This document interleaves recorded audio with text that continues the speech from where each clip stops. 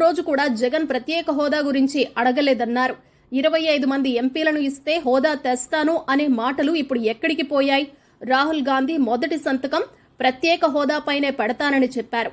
రాష్ట్రం గురించి ఆలోచించే పార్టీ కాంగ్రెస్ అన్నారు. వైఎస్ఆర్ ఆశయాలను అందరం బతికిద్దామని షర్మిల అన్నారు. ఫిబ్రవరి నెల నుంచి 200 యూనిట్ల వరకు ఉచిత విద్యుత్ హామీ అమలు చేస్తామని రాష్ట్ర రహదారులు, భవనాల శాఖ మంత్రి కోమటిరెడ్డి వెంకటరెడ్డి వెల్లడించారు. మంగళవారం గాంధీ భవన్లో కాంగ్రెస్ మేనిఫెస్టో కమిటీ సమావేశమైంది.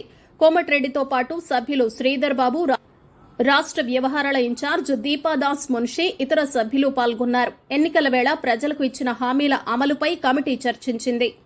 కోమటిరెడ్డి వెంకటరెడ్డి మీడియాతో మాట్లాడుతూ ఎన్నికల్లో ఇచ్చిన ప్రతి హామీని నెరవేరుస్తామని, 100 రోజుల్లో అమలు చేసి తీరుతామన్నారు. కేసీఆర్ సర్కార్ నిర్వాకం వల్ల రాష్ట్రం అప్పుల పాలైందన్నారు. అందువల్లే హామీల అమల్లో జాప్యం జరుగుతోందన్నారు.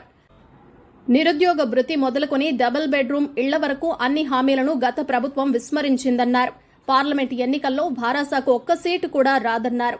కాళేశ్వరం ప్రాజెక్టుతో పాటు అన్ని అక్రమాలపై విచారణ కొనసాగుతుందని మంత్రి స్పష్టం చేశారు.